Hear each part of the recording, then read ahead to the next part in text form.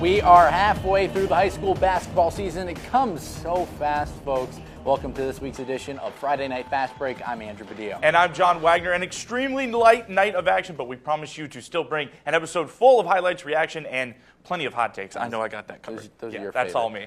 All right, let's head on over to the high school circuit. Here are the standings coming into tonight. We start with Class AA boys. There you see them, the Bangor Rams, 9-1, an impressive start. And look at those heel points, just under 20 That's points. so many points. So many. That's so many points. On the girls' side of things, Oxford Hills still doing a great job sitting up at the top, followed by Wyndham, Edward Little, and Bangor sitting fourth there with a 500 record on the season. But we're going to start with some highlights here. Eagles flying east to Bucksport. GSA off to a really good start this season. First quarter, Bucks with the ball. Logan Stanley working solo. He gets a one-handed floater up and drops it. They cut the Eagles' lead to 10-4.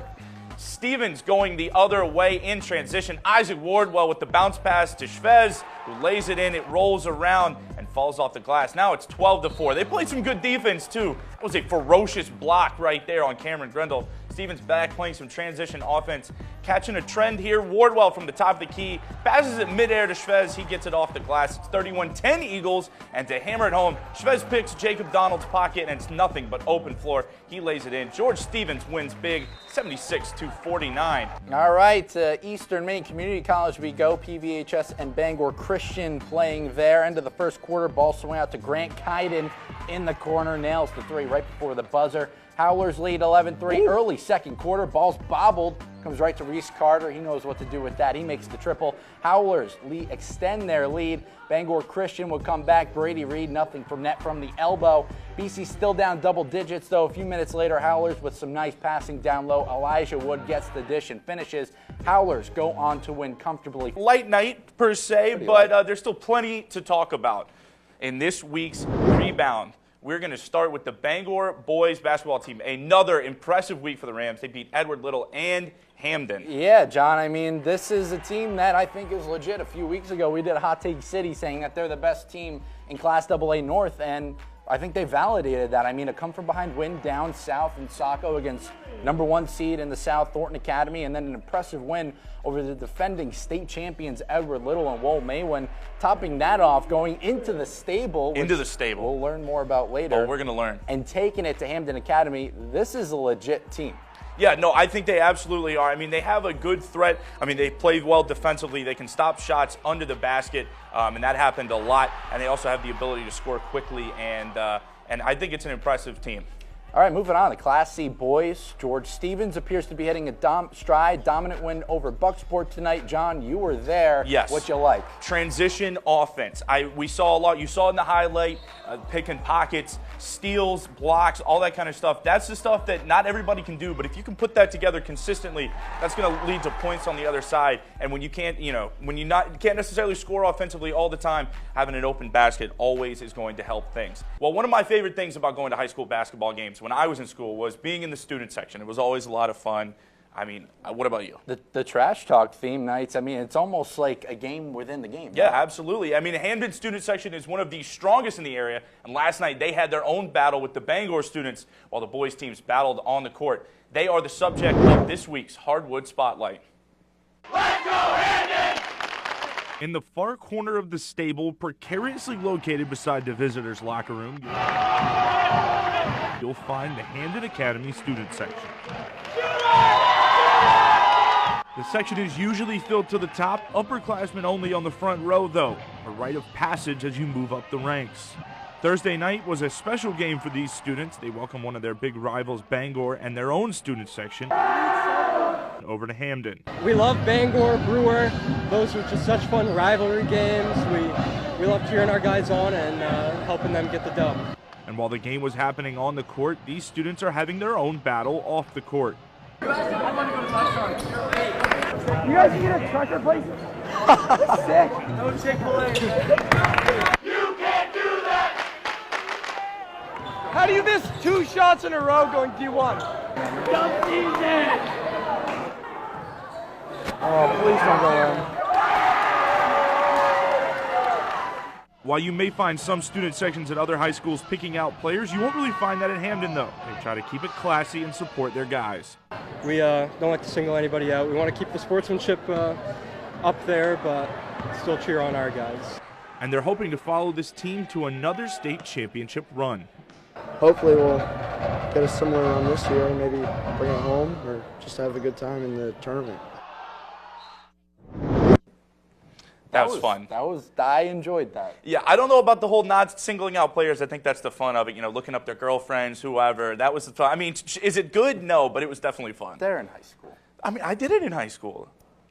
I don't know. That's on you. I know it is. I'm Do it terrible. different in North Carolina, I guess. I guess. I'm hey, a weirdo. We're going to take a quick break, but when we come back, PVHS forward Lexi Ireland joins us live in studio. And we're going to discover someone who likes ketchup more than Patrick Mahomes. Find out who it is after the break.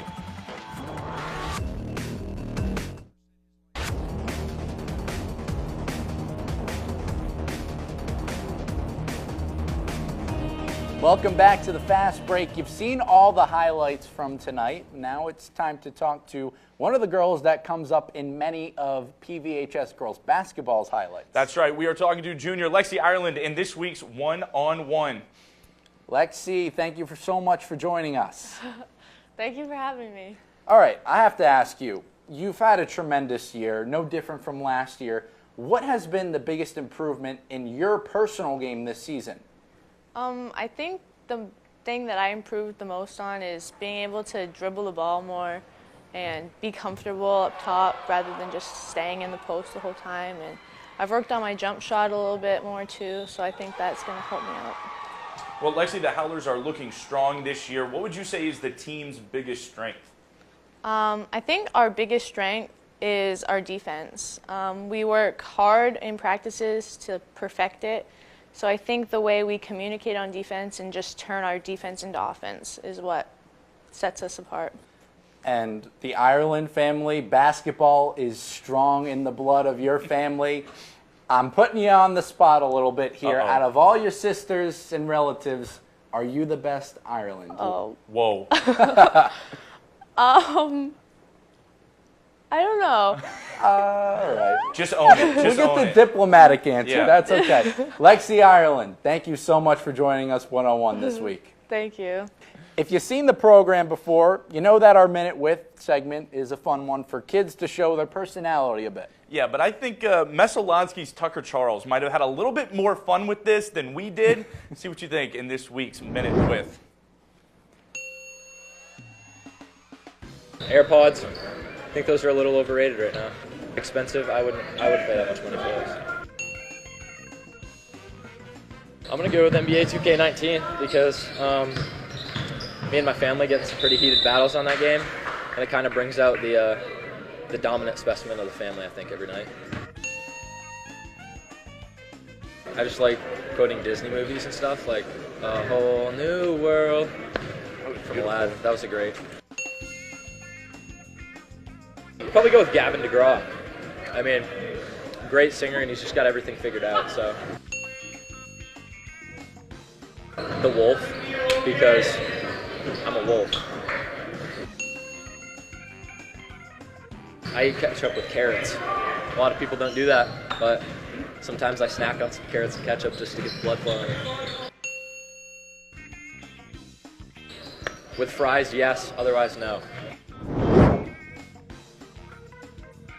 All right, I'm throwing the challenge flag on that. No one eats ketchup and carrots. He had his whole team sitting right outside of the shot there, so I think he was hamming it up for him. I think he was yanking our chain a little bit on that one. Gavin DeGraw. When's the last time you heard the name Gavin DeGraw? He had that like song with fire in it somewhere. What? It's not, like 5 years ago. Did he? It came I on only my know freshman one year of song. college. I only know one song by him, and I'm not going to sing it, Yeah. even though I probably should. You got the falsetto going No, I'm not sometimes. doing it. All right, we'll do it Later. next show Next on show. episode 6. you All right. go. On this bitterly cold night, we weren't singing. We No, were no actually singing. bringing you some more spicy hot takes. I got to keep my voice down. Let's take a trip down to Hot Take City. All right, Andrew, I'm going to toss this one up for you right here. Sergio L. Darwich is Maine men's basketball's best player. I'm going to toss that one back to you. What? I'm Come going on. to toss it back to you. I like his game. He's Yeah. come on strong of late. He's averaging, I think, 15 points a game the last 4. All you got to do is watch this montage. Yes. He was the reason Maine had a chance against Central Connecticut State.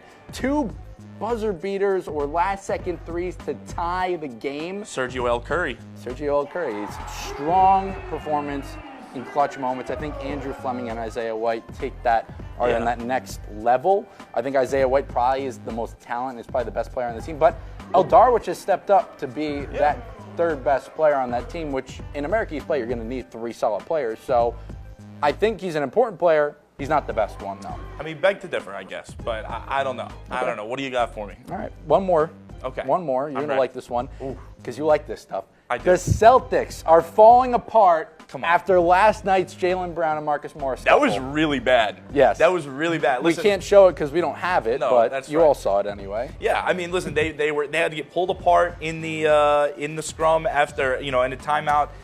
I don't know. It's been a weird team. Like every other week, it's like they're on fire. They're going to be the best team in the Yeah. East, or they're worst. I mean, I think what happens with teams like that is you have so many good players.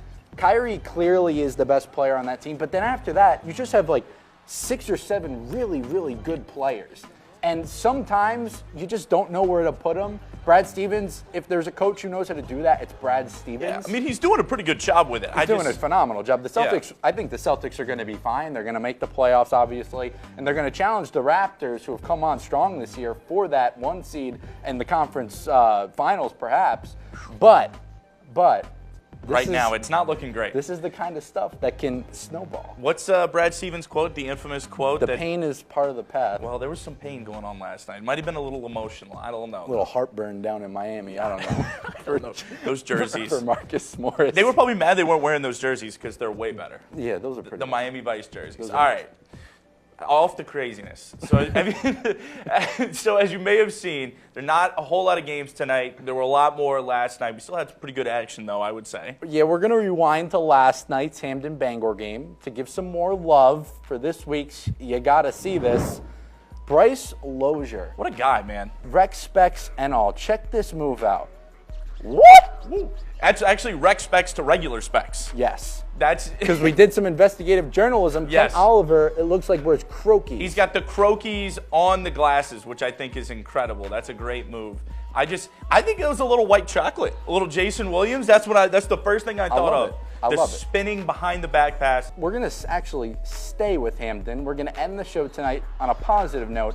Hamden Academy sent out an update on their starting center, Mark Hutchings, after he was involved in a serious car crash earlier this week. The school posted on its Facebook page that Hutchings was up and walking today. It had previously been reported that his first meal that he asked for in the hospital was bacon. That's so great. Hutchins was involved in an accident on the way to work early Wednesday morning, but it's great to see that he's recovering the way that he is. Yeah, I think, obviously we send our thoughts out to him and his family, but it's great to see him up and moving. I heard a lot of positive things out at Hamden last night in terms of his recovery, but it's going to be a long road, but glad to see he's doing well. All good things on episode 6 of Friday Night Fast Break. Next week, we got plenty more action. We're halfway through the season, John. It's literally flown by. Crazy. Crazy. The 10 p.m. news on Fox 22 will return after the break.